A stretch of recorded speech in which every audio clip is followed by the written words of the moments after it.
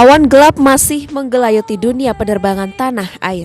Untuk pertama kalinya, insiden tabrakan antar pesawat terjadi di landasan pacu. Ironis, insiden tersebut terjadi justru di bandara yang baru 2 tahun berubah fungsi menjadi komersial, yakni Halim Perdana Kusuma. Tahun 2015 silam, Trigana Air Service mengalami gangguan saat mendarat. Deraya Air mengalami rusak mesin di Bandara Wamena, Papua. Pesawat Hercules pabrikan Lockheed pun jatuh di Medan akibat kerusakan mesin. Berikutnya ada Trigana Air, Kardik Air, dan Aviastar. Sebelum tabrakan dengan Transnusa, Batik Air juga pernah tergelincir di Bandara Adi Sucipto, Yogyakarta November 2015 silam. Kementerian Perhubungan pun langsung mengeluarkan 4 instruksi, mulai dari investigasi oleh KNKT, pemeriksaan terhadap tim staf darat beserta pesawat yang terlibat, dan pembekuan izin perusahaan staf darat hingga KNKT mengeluarkan rekomendasi. Dan pemirsa, masih bersama saya, Cepi Hakim, mantan Kepala Staf TNI Angkatan Udara yang menentang Bandara Halim Perdana Kusuma dijadikan sebagai bandara komersil. Pak Cepi, kalau menurut Anda, dari pengamatan Anda, insiden terjadi antara pesawat Batik Air dan Transnusa semalam di Bandara Halim, apa sesungguhnya yang menjadi penyebab utama, Pak?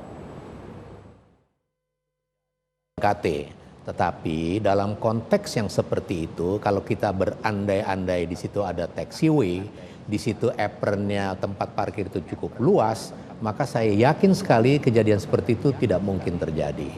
Masalahnya adalah dengan keterbatasan yang dimiliki oleh Halim, kemudian ada beban penerbangan sipil komersial yang relatif padat, maka terjadilah hal seperti itu. Tapi apa persisnya saya nggak tahu. Itu harus dikumpulkan dulu data-data penyebabnya dan lain sebagainya. Sampai 3 hingga 4 bulan mendatang, Pak Cepi ya. Baik, Pak, bagaimana dengan petugas dari ATC, Pak?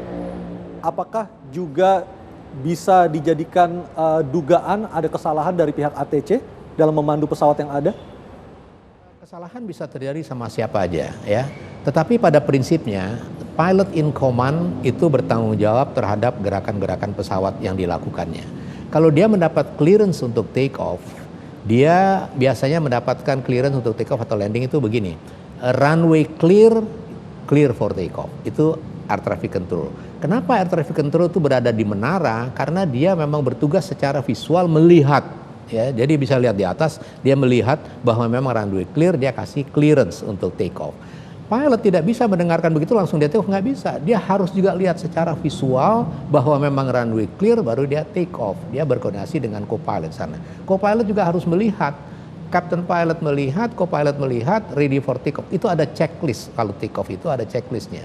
Before take off checklist, kemudian dapat clearance, oke, kita take off, itu ada briefing dulu sebelum take off.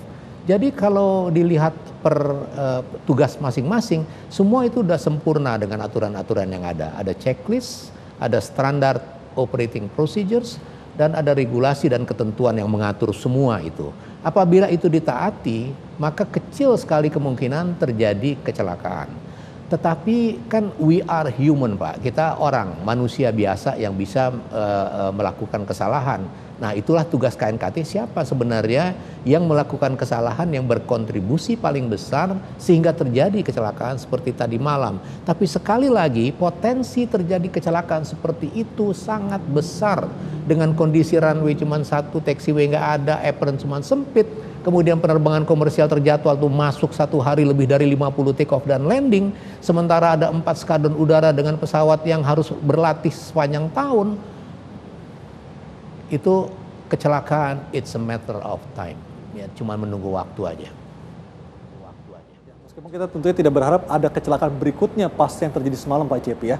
Tetapi ketika Anda melihat, kita harus bersyukur, ya, kita harus bersyukur kecelakaan tadi malam tuh tidak ada korban nyawa. Dan itu ketahuan, yang nggak ketahuan banyak, yang nyaris dan hampir celaka kan kita nggak tahu. Coba iseng-iseng kita cek, ya, mengeri kita lihatnya. Coba dicek juga pilotnya, jam terbangnya bulan yang lalu berapa jam, tahun yang lalu dia berapa jam. Kita sekarang ini pertumbuhan terlalu tinggi, infrastruktur nggak ada, tidak siap, dan SDM juga kurang. Yang terjadi tuh banyak rangkaiannya. Dimungkinkan pekerja atau pilot itu bisa saja terjadi overtime, Pak, dalam bekerja ya? Lion Air ketangkep nyabu. Ya, kan udah ada banyak kecelakaan-kecelakaan yang terjadi, kecelakaan-kecelakaan yang sebenarnya tidak perlu terjadi ya, kecelakaan-kecelakaan yang saya katakan tuh man-made accident. Karena kita udah tahu tuh akan celaka dan dikerjakan juga. Baik, saya akan menyapa dulu Pak Yusman Syafi'i Jamal, juga ada di studio kami bersama Pak Tulus dan juga Pak Nizar dari Komisi 5 fraksi Partai Gerindra. Pak Yusman, pasca kejadian semalam, apa yang seharusnya dilakukan oleh pemerintah agar kesalahan fatal serupa tidak akan terjadi lagi? Kalau saya boleh usul, sebetulnya sebaiknya yang sekarang harus dilakukan segera itu, karena melihat kekhawatiran yang disampaikan oleh Pak Cepi, ya kita tinjau kembali apakah Halim itu pantas untuk digunakan sebagai commercial airport atau tidak. Jadi dievaluasi secara lebih dasar. Jadi misalnya yang semalam, mungkin action yang lebih cepat kurangi aja dulu pesawat yang terbang melalui Halim jumlahnya. Yang kedua, dibuat peraturan yang lebih ketat, misalnya kalau malam hari jangan ada pesawat yang di towing melintasi landasan misalnya begitu. Jadi langsung ada action yang lebih cepat untuk merem bahaya yang mungkin timbul. Pak Nizar, apakah Anda sudah melihat adanya action dari pemerintah pasca kejadian semalam? Actionnya itu hanya berupa peringatan aja ya. Pertama, peringatan normatif tentunya kan? Normatif ya, notam tidak lebih aja. dari itu? Enggak lebih dari itu. Misalkan kedua pesawat itu ditahan dulu untuk pemeriksaan, kemudian menunggu black box-nya dari KNKT. Normatif aja sesuai ketentuan Undang-Undang Nomor 1 Tahun 2009. Tapi saya sangat mendukung dari Pak Yusman ini agar ada sebuah kebijaksanaan yang sangat frontal sekali. Maksudnya frontal itu karena penerbangan itu kan juga menyangkut hajat hidup orang banyak. Sesuai dengan Undang-Undang Dasar 1945, hajat hidup orang banyak ini kan ditanggung negara.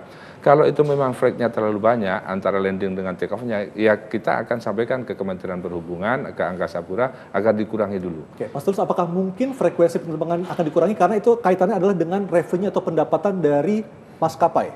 Ya, sangat mungkin dan harus ya. Karena artinya pemerintah harus keras dalam hal ini kan? Iya dong, karena ini kan demi keselamatan tadi. Tadi kalau mendengarkan analisisnya Pak Cepi, saya kira ngeri sekali ya. Ini bukan main-main karena pesawat itu high risk. Betul. Ya, tapi kalau ditangani dengan baik itu tingkat keselamatannya tinggi. Nah, ini kondisi infrastruktur tidak siap dipaksakan dengan resiko keselamatan yang dipertaruhkan. Saya kira saya akan menegaskan bahwa harus dihentikan komersialisasi di Halim, kembalikan ke kitohnya di Soekarno-Hatta dan lain sebagainya, sehingga tidak memendam resiko yang menjadi bom waktu. Ya, saya kira harus ada audit ulang dan kemudian di stop dan kembali ke komersial di Soekarno-Hatta. Audit ulang tentunya akan memerlukan waktu yang cukup lama. Tetapi apa yang bisa dilakukan pemerintah untuk dalam waktu tidak terlalu lama agar kondisi tersebut tidak terulang lagi? Ya, sebenarnya tidak terlalu lama ya. Audit ulang itu kan fisik, tinggal di audit masalah-masalah tadi, kecelakaan seperti apa, dan kemudian tadi kan infrastrukturnya kan tidak memenuhi syarat kan sudah jelas itu. Ya. Sudah jelas itu nggak bisa ditawar-tawar, tinggal kemudian diputuskan kecuali memang ini kemudian mempertaruhkan keselamatan penumpang pesawat untuk demi mengejar pendapatan. Saya kira nanti saya akan kirim surat ke Angkasa Pura dan juga Kementerian Perhubungan untuk meminta ini setelah mendengarkan analisis dari Pak Cepi, saya kira ya. Baik, nanti kita akan kembali lagi dengan dialognya. Pak Cepi masih bersama kami di sini. Nanti kita akan berdialog lagi Pak usai jeda berikut ini, dan pemirsa tetaplah bersama kami di Talk to iNews.